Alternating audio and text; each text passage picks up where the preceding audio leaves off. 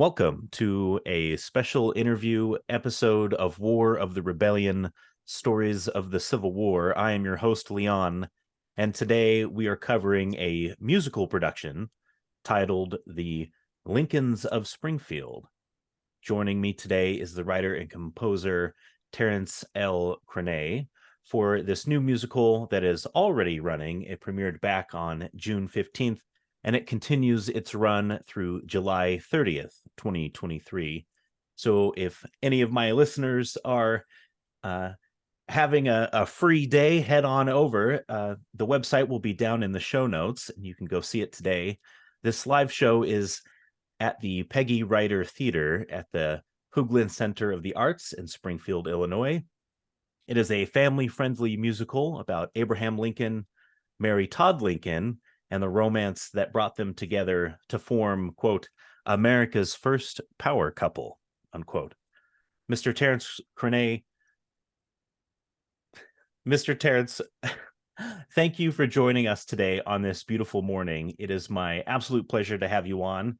Please tell us who you are, what you do, and maybe a little bit about yourself for our listeners. Sure, and thank you for having us. Yes, I was involved in theater from an early age and got my degree in musical theater at Indiana University.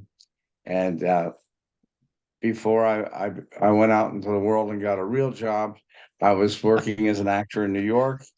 I was good friends with Howard Ashman, who wrote the lyrics for Beauty and the Beast and Little Mermaid. We went to IU together and then had gone to New York at the same time and studied with a man named Lehman Engel, who was known as the dean of the Broadway musical, where we learned the real craft of how to write musical theater. At some point, I moved to California, met my lovely wife, and I taught high school for a brief period, but ended up going to law school.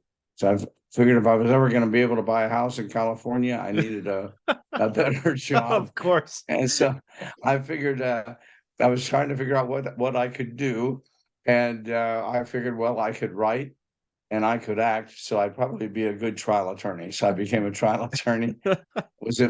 I was in private practice for about 12 years, and then I became chief trial counsel for Zurich Insurance Company at their largest office in the country in Los Angeles. And so altogether, I practiced law for close to 40 years. Oh, wow. But I continued to write, and I've written several musicals, but this one is my first love of all the ones that I've written. I had a lot of passion for the subject matter. So both my wife and I are originally from the Midwest. I grew up in Cincinnati, and she grew up in Davenport, Iowa. Oh, excellent.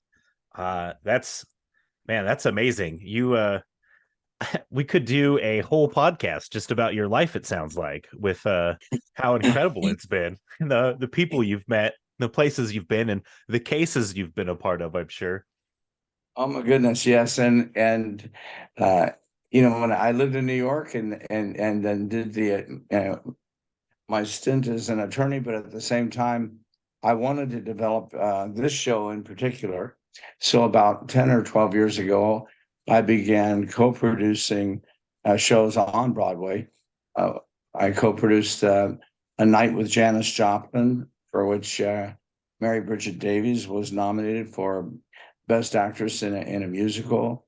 And I co-produced a revival of Leonard Bernstein's On the Town, and also co-produced the 39 Steps, which had both On the Town and 39 Steps had multiple Tony nominations, and 39 Steps ended up winning the Tony. So it's been a varied and interesting life that I've been through. Oh my gosh, just amazing. So I have to know, what was the catalyst that convinced you to write and compose this musical production? Where did the idea come from? Well, like I said, I grew up in Southern Ohio, Southern Indiana. So I was exposed to all the Lincoln legends and traveled with my family to all the Lincoln historic sites when I was young. In the fifth grade, I was the kid chosen to wear the construction paper stovepipe hat to deliver the Gettysburg Address for the school. And I had a good friend when I was in elementary school and high school, whose dad was a history teacher, and his passion was the Civil War. As when I would go to their house, there were always, you know, Confederate money and Civil War newspapers, and I was just fascinated by it all. And then when I went to study with Lyman Engel in New York, and again, and when I moved to California, he also would come out to California. So I studied with him up until the time that he passed away while I was in the middle of law school. And he would say not to worry about getting the rights, but as I found out, if you're going to do an adaptation, a musical that's an adaptation, and 90% of them are either adaptations of a novel or a play or perhaps a movie, or now we have what they call the jukebox musicals, where they do a compilation of pre-existing music and put it together and create a story around it. But you have to have time obtain the rights, and it's not as easy as one would think. And I didn't want to put all my energy into adaptations where you might end up not getting the rights, and then you've wasted a tremendous amount of time and energy on a project that you can't actually have performed. So I wanted to do an original musical where I didn't have to worry about getting rights. And having been exposed to all the Lincoln sites and the Lincoln stories, and even going to Indiana University where they had a great Lincoln archive there, I said to Lemon, I have this idea for an original musical about the Lincolns, and not just focusing on him, but the two of them and their whole story. And his response to me was, well, Terry, all I could tell you is, if you're going to write a wholly original musical, he said, before you can write My Fair Lady, you have to write Pygmalion. And I don't think it really sunk in at that time, but not only was I writing an original musical, but one that had to be as historically accurate as possible and taking as little license with the historical accuracy about Lincoln. Because you do a show about Lincoln, it's like when you do a show about the Bible, you better get your facts together. And so it took probably a longer time than other original musicals because of that fact. But I had the passion for it, and I stuck with it, and finally got to the point where we decided we would start developing it. And it's been a long but pleasurable and passionate project. Oh my gosh, it sounds like it. It seems like all of these projects that I have been talking to folks about have been years and years and years in the making. Did I hear you say that this took you started doing this about 12 years ago, 10 years ago? I spent about 12 years doing all the research, and I would say with regard to, the way these things work is we had a workshop in California. We ended up going to New York and doing inequity staged readings with the union actors. We did a concert version in Pasadena. We did our first full production in Santa Barbara, California, about 2 years ago now, I think. And now we're doing this production here in Springfield, where it's our hope that we would have a built-in audience, and the people from Springfield just love it. We've gotten a standing ovation at every performance this year. Oh, And amazing. the people literally will come out of the theater crying, but not tears of tragedy. It's really sort of tears of joy. And I was taught by Layman how to do what he called use his theory of emotional opposites. If you want to make people laugh. And there are comedy songs in this show, believe it or not. The instruction would be to find something in about the material in the show that is tragic for the character, but is funny for the observer. So it's that whole Lucille Ball formula, where she's going to a dance that night, but she gets her hand stuck in a bowling ball that afternoon. And for her, it's tragic, but for the observer, it's funny. And so the big comedy song in this number actually is called "Someone Who's as Good as General Lee." And Lincoln and the cabinet are discussing how there's this litany of generals, that one after another. The next one's worse than the one before. And Yeah. so they go through, McClellan and Burnside and everybody. And what Lincoln says to his cabinet while they're having this discussion is that you can hear the Army band playing. And he says, look at them. They're all in perfect step. Every note's executed brilliantly. Why can't the rest of my army be more like that? And as they go through each one of these generals, it's very funny. It's very funny. And then on the other side, when we were talking, if you want to be able to move the audience to tears, that you have to avoid having your heroines or your main people delve into self-pity. And so in this case, Abe has a song at the beginning of the show when he leaves his parents, and they ask him where he's going to go, and the common saying in those days was, when you could hear your neighbor's shotgun, it was time to move. And then if you asked them where they're going to go, they would say over yonder. And so he sings this song called "Over Yonder," where he's going off to seek his destiny, and it's a coming of age song. And that the theme of that number repeats itself a couple of times, especially when he gets back to when he's in the White House and he's being discouraged. He just had a widow come in and asked to have her son released because he's only 17 and her husband was killed, and he gives him his parole to get out, and he's very down. And Mary at that point sings that song again about over yonder, about this wonderful place, and that it's a place where he recognizes. He says, hitch your team to a dream and go over yonder. Well, what happens towards the end of the show, or you don't have to listen to this part if you don't want to know, but at the end of the show, when we know historically that Mary did not go to the funeral. She was this is about the historical accuracy you want to keep. We know she didn't go to the funeral.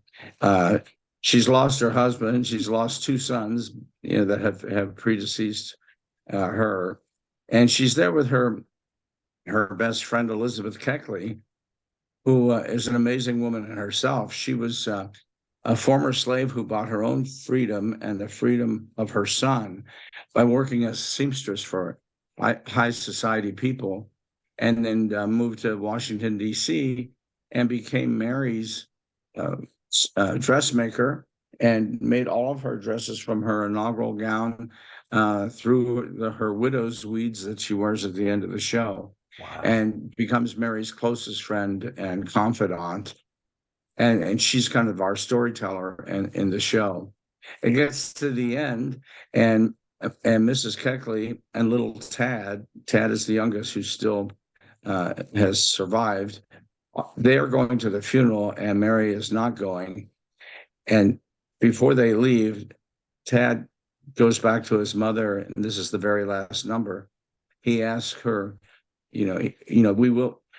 First of all, he says, "We will see Father and Willie again, won't we, Mama?" And she says, "Of course we will someday." He says, "Papa was good, and he's with God, and he's with Willie, and they're in heaven."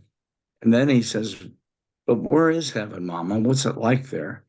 And at that point, she sings the reprise of this Over Yonder song that we heard Abe sing that was so hopeful in the beginning. And emotionally, it's sad, but at the same time, it ends with hope, and and and it's so effective. And I wouldn't have known how to do this without Lyman Engel's help. But to have Mary rise above the situation and comfort her child at the end, and be singing about over yonder being heaven, the people just they lose it. I mean, Oh, I there are grown men crying in the audience. yeah. So I have a couple questions down. I will talk to you about that. I want to backtrack just a little bit because I do have listeners from around the globe, and I wanted to hear your perspective about why you wanted to have the musical. I know you touched on it a little bit. In Springfield, Illinois, what is the significance to having the musical there rather than maybe somewhere else in the United States?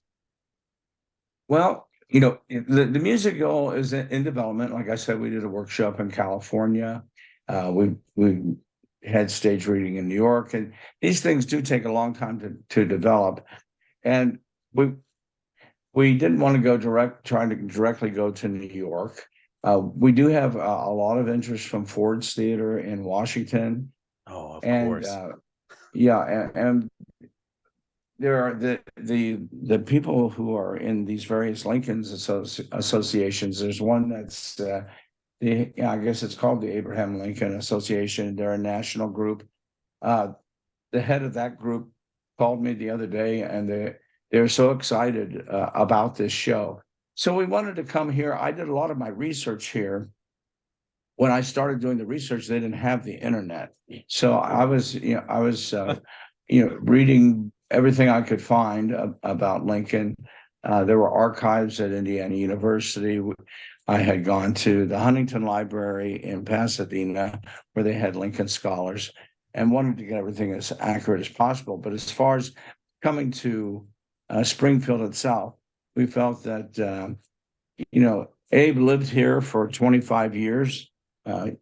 Probably familiar with the farewell to Springfield address that he gave when he left here, and where he says, he came here to Springfield. That's where we are right now, as a young man, and left as an old man, and his presence is still here, not just in Springfield, but in the surrounding areas. And people are passionate. They're as passionate and as proud of Lincoln as I am, and they all have something to say about Lincoln. That some things that I of course know, but some things I've learned, some things that I didn't know, and they've learned things from the show that they didn't know. But everybody here has a passion for it, and we felt. We would just go into the lion's den, and if there was anything historically wrong, I was sure that I was going to hear about it.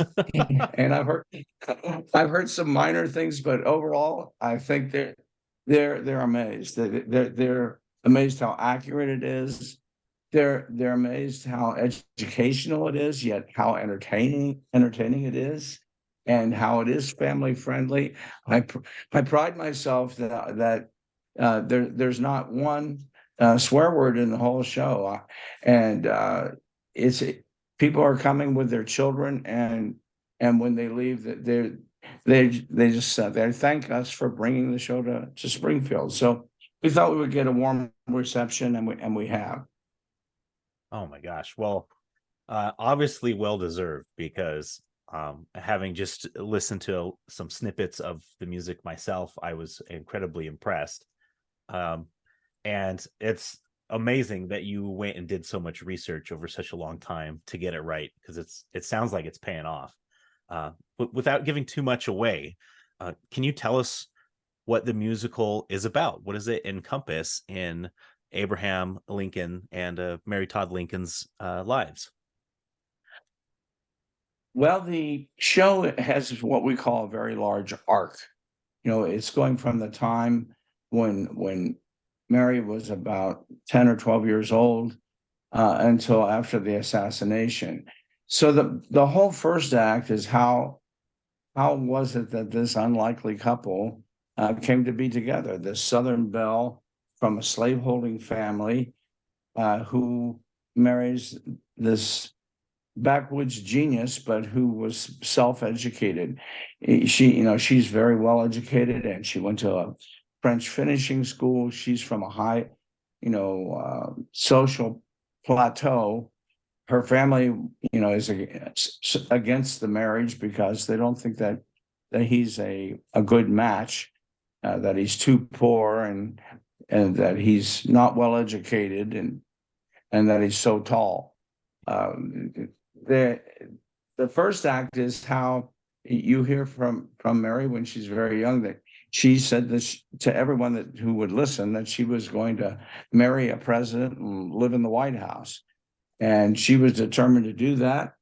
And when she eventually moves to Springfield, where her older sister has married the son of the governor of Illinois and is trying to fix her up with Stephen Douglas.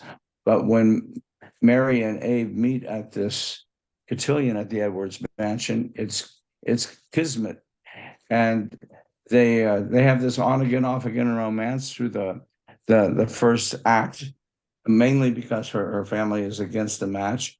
But when they finally, you couldn't make this up. It's all true, that it's boy meets girl, and boy loses girl, and boy gets girl. And when at the end of the first act, when they decide that they are going to get married and she doesn't want to have a long engagement, Abe suggests they get married that very day. And they do. They get married at her sister's house. She has to borrow a dress.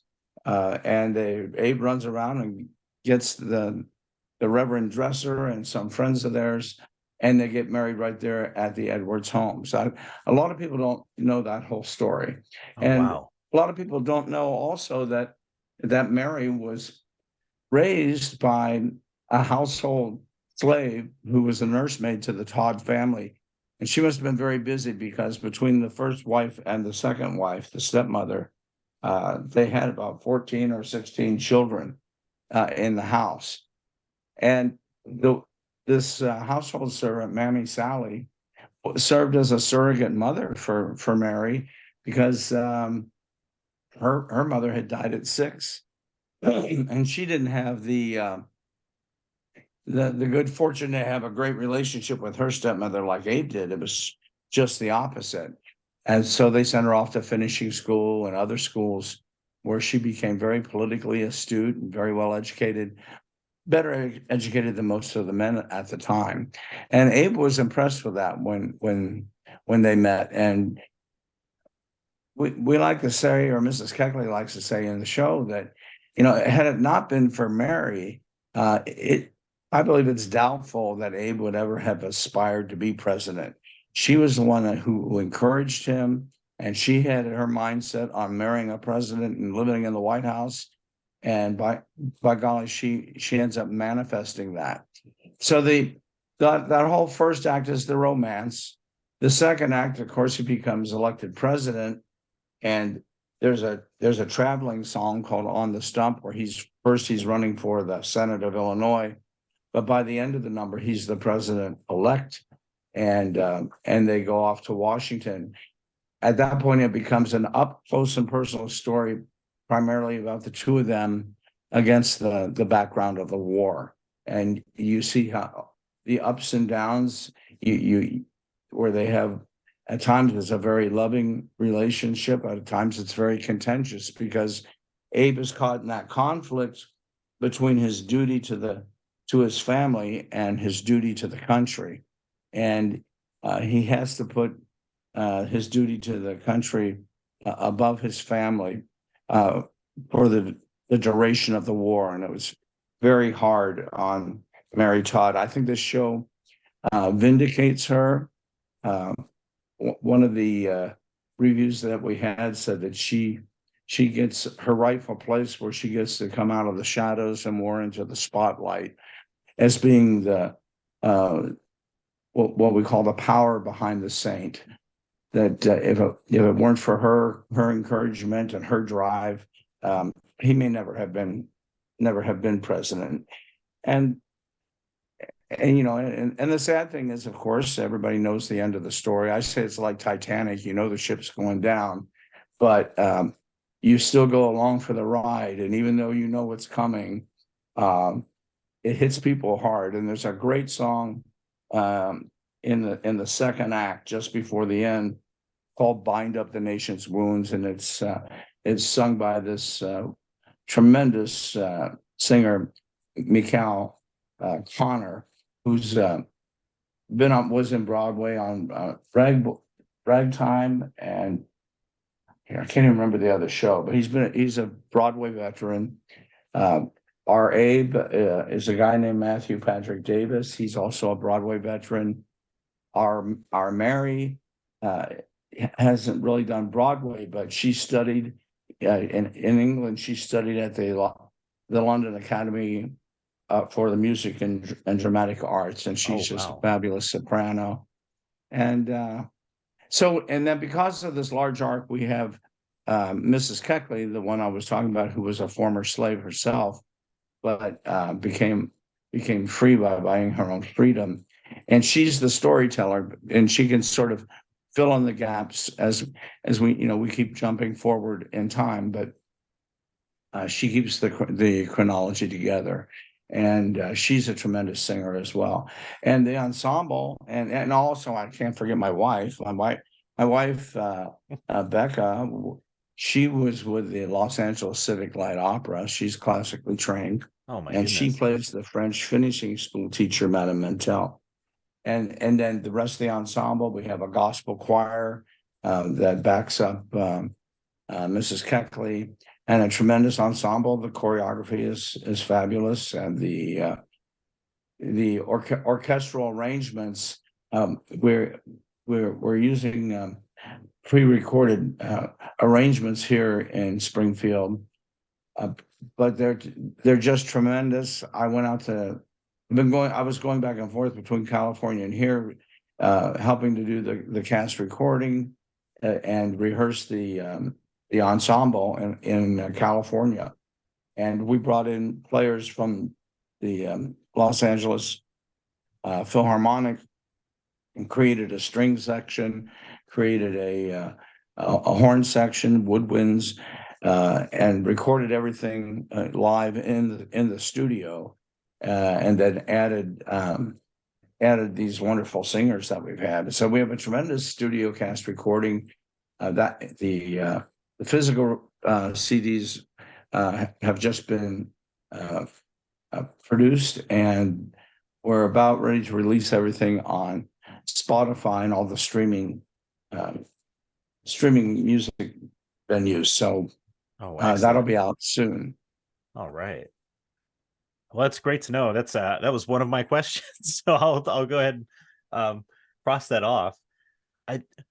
Talking about the different incredible singers that you have in this, and after reviewing the main characters for the musical, I have to ask, with such a large potential cast at your fingertips, how did you settle on all of these individual characters? I mean, so there were so many players at large during this time frame, and then how did you match up the cast members with those characters? Well, that's a good question. With regard to Matthew Patrick Davis, we ended up going to a casting director. We had not been able to find the right Abe, and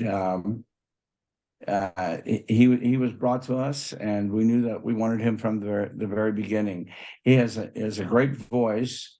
He's a little taller than Abe was. He's actually 6'8". I don't think people realize that when they watch it, because everybody's gotten bigger, right? Yeah.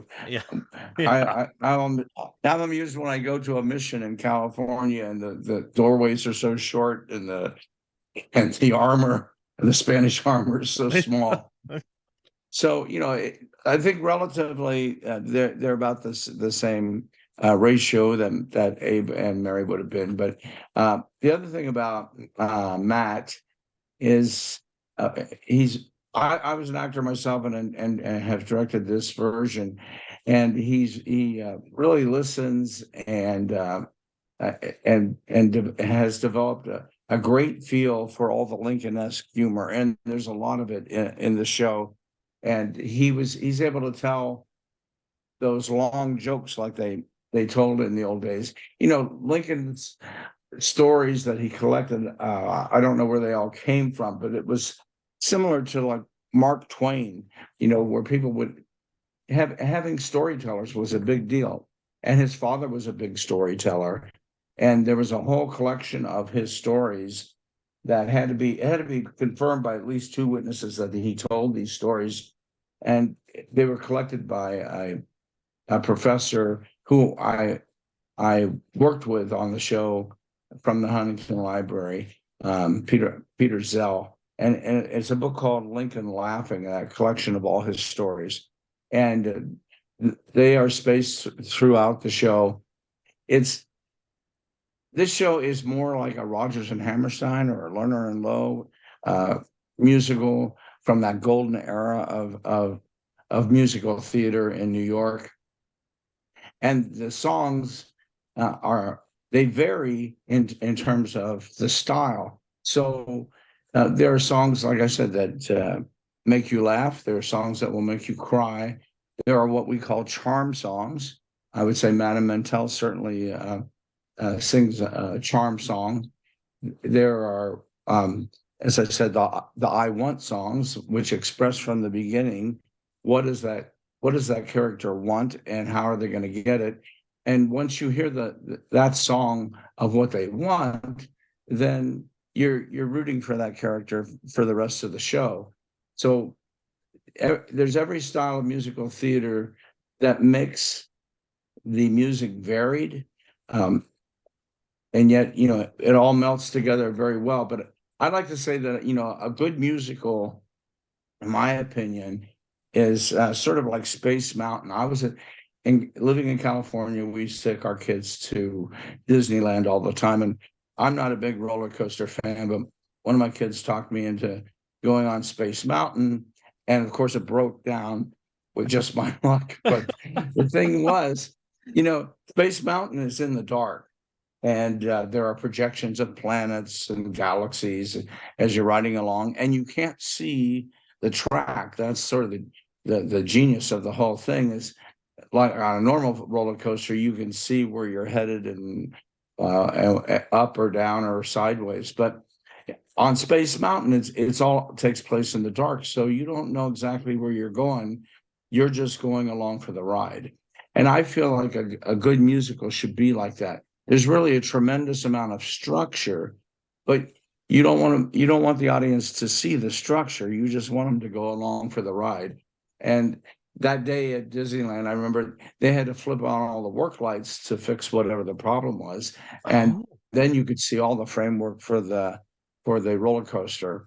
But when they turn the lights off, you're just going along for the ride. And that's what I like. When they turn the lights off in the theater, you're going along for a ride. That's amazing. Oh gosh, that's exciting. And thank you so much for giving such a I know I've got lots of Disney fans in that listen to my podcast, so they're gonna love that analogy. I want to move on to talk about some of the music here. I was able to listen to 4 songs, and I kind of wrote some things that I wanted to ask you about them. The first song that I listened to, and correct me if I'm wrong, this is one of the opening numbers, or the opening number, and the song is titled "Cotton's No Longer King," and that's sung by Rosemary Blankson. Correct. It sent shivers down my spine. I had to stop it and immediately go grab my fiance and sit her down and say, "Listen to this." She loved it. I loved it. I was floored. Where did the inspiration come for that song? And can you tell us about the creative process for it? It had me blown back in my chair. Well, I would say in terms of the creative process, my writing probably is similar to Dolly Parton, and I do write a lot of country music. I did write a lot of country music, and especially story songs, even before I started writing musical theater. And she always calls that her God time. And I would say it's sort of like that. I tended to, I'll get an inspiration, and sometimes I feel like I'm not even writing it myself. I'll get an idea that just comes to me, and I like to work from a title. And uh, I thought it was a fascinating idea. Originally, that song uh, I called I called Cotton. I was actually called Cotton is still the king, and I thought the conflict would be between the fact that, okay, Abe might have been elected president, but money still runs the country, and Cotton is still the king. But as I developed it, I realized that it was a hopeful song for the African American community, all the people, especially of course the enslaved people, and that they were celebrating the fact that there was this hope now that slavery may come to an end. And I eventually I changed that title to Cotton's No Longer King, and the that theme sort of carries through, and it has turned into a celebration. Well, actually, when I first wrote it, and when you write musical theater, it's never really done. When I first started the show, I didn't know about Mrs. Keckley when I first started writing, and I had given that song to Mammy Sally, who was the woman that, like I said, was a surrogate mother to Mary. But I ran into a problem at the end of the first act because Mammy Sally did not go to Washington with the Lincolns, and she could no longer be the storyteller. And then, as luck would have it, as I was doing my research, I stumbled upon Mrs. Keckley, and I knew at that point that she was going to have to be my storyteller. So I rewrote the song into a celebration song for Mrs. Keckley. So what happens? That's in 1860 when Abe gets elected, and then from that point it flashes back. So we have a flashback to Lexington where we see Mary for the first time, and then it progresses to Sangamon County and so forth. So that's sort of how that song came about. Oh wow. Well, it got an A+ from me. My mouth dropped as I was listening to it. Well, if you listen to the studio cast recording, um, the I'm sure the one that you listened to is on our website, but that was That's a correct. Yeah. concert version. That was a concert version of the show, so that's actually a a, a a smaller version of the whole song. And when if you get to listen to the studio cast recording, you get the full song. And now when we did the concert, we had a great gospel choir. But now that we went into the studio and did new arrangements, it's even more powerful, I believe, than it was before. And as soon as you sent it to me, it was the first one that I listened to. And it made the hair on my arms and the back of my neck stand up. I Well, got that's good to goosebumps. hear. That's what it's supposed to do. It was amazing. Uh, the the next song that I got to listen to was Diamond in the Rough by Deborah Robin. Yes. I loved listening to this, and while I was listening to it, it made me wonder, when you're writing your music, and you have the idea in your head about, I suppose, what you want it to sound like. Do you have particular pitches or chords in mind? Like, you already know that a soprano needs to sing the song? Actually, actually, no. I have sort of, I say it's in the style of Rodgers and Hammerstein, but what the other thing I would say is, and I was influenced a lot by Irving Berlin, and I was so busy as a practicing attorney in Los Angeles, I didn't have a lot of time for writing except on the freeway. I had I There was one court 37 miles from my home that would take me close to 3 hours to get to in the morning. And it was only 37 miles away. And I can remember that particular song driving what they call the Sepulveda Pass on the 405 freeway. And what I would do, I would write in my head in the car.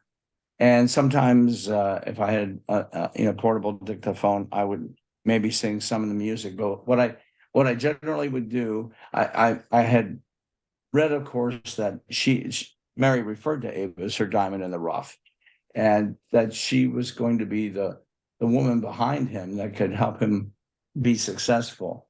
And this is consistent with there's a historical novelist, a woman that I read a lot about, and one of her favorite sayings is that history makes more sense when you put the women back in.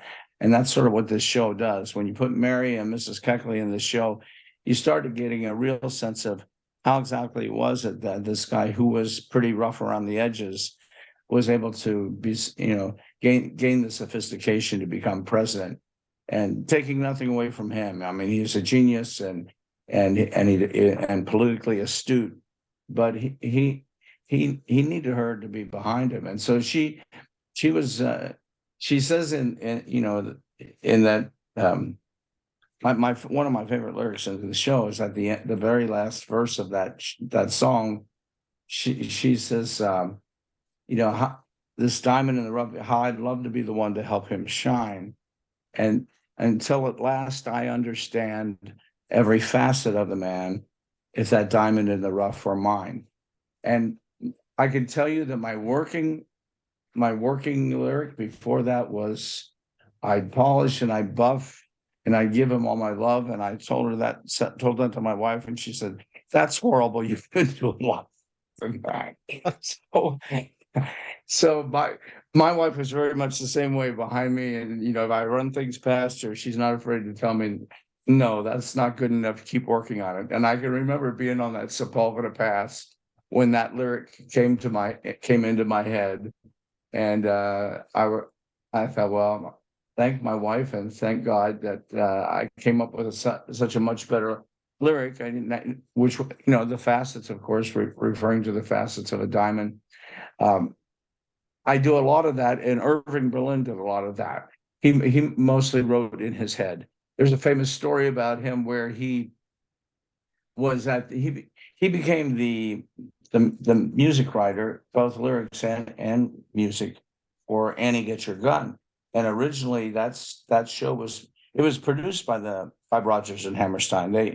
They also produced as far in addition to writing, and they had procured the rights to the whole story of the Buffalo Bill story, and they had gotten Dorothy Fields signed on to do the lyrics, and they also got the writer that had done Showboat, Jerome Kern, with Hammerstein, to do the music. But Jerome Kern got to New York and promptly had a heart attack. And then Dorothy Fields told Rodgers and Hammerstein that if Jerome Kern wasn't going to do the music, she didn't want to do the lyrics. So they approached Irving Berlin, who said, "Well, I don't know anything about writing country music." And Hammerstein said, "Oh, it's easy, Irving. You just leave the G's off the ends of all the words." And so they were at a rehearsal, and they were doing this. Moss Hart was the director, and they were doing the scene where it's the competition between Annie and the man who ends up being her husband. But they were they're antagonistic at first. And Moss Hart says to Irving, "Irving, this seems like be a really good spot for a song." And Irving agreed, and he said, "I'm gonna go work on that." So he leaves the rehearsal, grabs a cab, and about 45 minutes later, the phone rings at the rehearsal, and Moss Hart picks it up, and it's Berlin. And he says, "Yeah, what is it, Irving?" And Irving proceeds to sing the entire song of "Anything You Can Do, I Can Do Better," just verse after verse. And Moss Hart says, "Well, that's fantastic, Irving." He said, "When did you write that?" He said, "In the cab on the way back to the hotel." And so, Wow. yeah. And so, you know, I years ago when I decided I thought, well, this is crazy. I'm an actor and I'm writing country music, but I ought to be doing musical theater. And I was a little intimidated about doing it. And then I really sort of took my inspiration from Irving Berlin. And, he would have other people notate his music. He could only play on the black keys. And in fact, he had, today you can buy an electronic keyboard and press a button and go to any key that you want. But in those days, they didn't have that. And Berlin had several pianos made where they would the keys would lift up and mechanically shift over, and he could still play on the black keys, but be playing in a different key. And Oh, now wow. now we can do that electronically. And so I tend to do that. In fact, the comedy number I mentioned, someone who's as good as General Lee, I got the idea for that. And usually in the middle of the night, like 3 o'clock in the morning or something. And the idea will start coming to me, then the lyrics start coming to me. And then pretty soon I think, oh, shoot, I'm going to have to get out of bed. And so I get myself out of bed and start working on it. And I finished that song probably at 6 in the morning or something. And then went to the piano and that's what I do then is go to the instrument and try to figure out what I just wrote. And so I was working at the piano, and then it suddenly dawned on me. I said, "Well, this is cool because this is a march. That's what it ought to be. It ought to be a march." But it's not like I sat down and said, "I'm going to write a march." The ideas just come and I write them in my head, and then I have to pull them out of the instrument. And it may seem like a strange way to write, but the truth is, if you compose at the instrument all the time, you fall into patterns, and pretty soon everything that you write sounds the same. And since I was sort of forced to learn how to write without being at the instrument, it has made the music be varied and fresh and not where everything sounds the same. Oh, wow. I am constantly impressed by every single one of your answers. That is an amazing creative process. Thank you for sharing it with us. Um, when I want to talk about Bind Up the Nation's Wounds for a moment. Sure. And that is also sung by the incredible, I think you pronounced his name Macau. McCall Connor. Um, it if you had told me that they had sung that song at Lincoln's funeral, I would have believed you. It was, I had this feeling of melancholy that kind of descended over me and my entire room the entire time that I listened to it, and that a better future had been robbed from us. And now we have to try and pick up the pieces. Uh, Exactly. how did you write that? Oh my God, it's amazing. Well, of course, I wrote all the music and all the lyrics to this show, but I always put a little asterisk on my script, and at the asterisk it says with additional lyrics by Walt Whitman and Abraham Lincoln, because of course the Bind Up the Nation's Wounds is from the second inaugural, Which and makes so it's partially written by him, right? And then Walt Whitman, of course, wrote the famous poem "O Captain, My oh Captain," yeah. and that's how it starts. And I was entrenched in all that Lincoln history, and I used to read all the Bruce Caton books on the Civil War, and uh, what I was trying to do with probably the entire show is to put flesh and blood on these people and let let the audience get to know them from when they were young, so that by the second act you feel that you know them. And I wanted to have the audience get a sense of what a tremendous loss it was when Lincoln was killed at that time.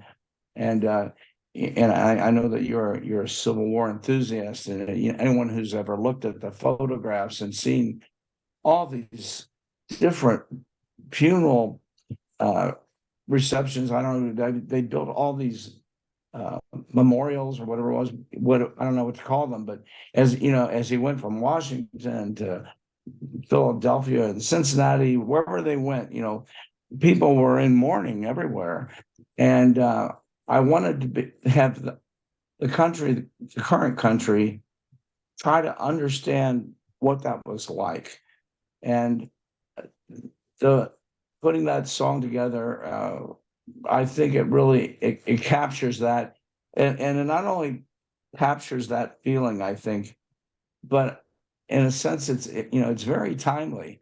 And when given the state of our country and how divided we are, and at this time, and to hear Lincoln give the House divided speech, and then to hear him after the assassination, to hear Mikhail come out and sing this with all the ensemble dressed in mourning clothes, and he's dressed as a Union soldier, and he sings it to the audience.